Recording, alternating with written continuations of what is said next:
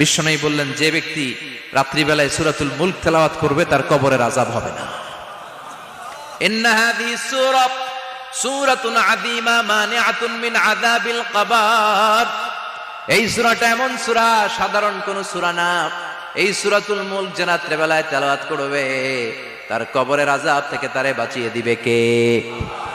Number 1 ফজিলাত, status, মনে থাকবে তো?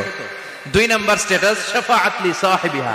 এই সূরাটা, এই সূরার তেলাওয়াতকারীর জন্য কিয়ামতের দিন সুপারিশ করবে।